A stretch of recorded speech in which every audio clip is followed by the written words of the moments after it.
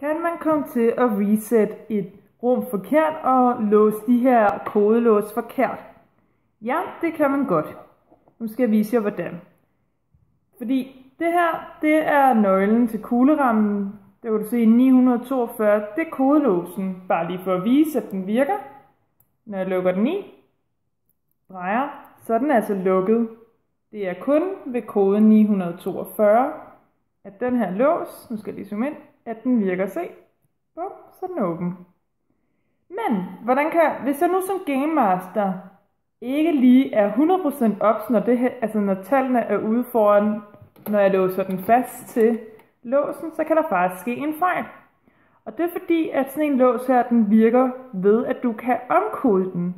Måden du omkoder den her lås på er, at du drejer bøjlen herom, presser den ned, og hvis jeg nu bare stiller den om til 932 nu, hiver op og låser den ned, ja, så sker der faktisk det, jeg har kodet den ind. Det vil sige, at hvis jeg tager den ind på 942 nu, så er den faktisk lukket, og så virker den ikke. Det vil sige, at koden er nu 932.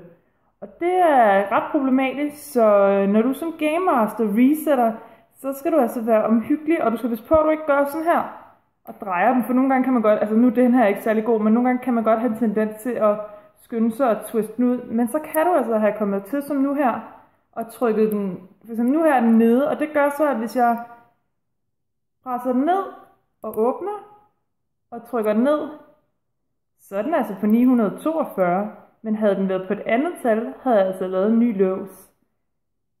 Jeg håber, det giver mening. Men vær lige også på det næste gang, du resetter et rum. Fordi tallene skal altså stå ud foran korrekt, for at de kan låses. Sådan. God fornøjelse.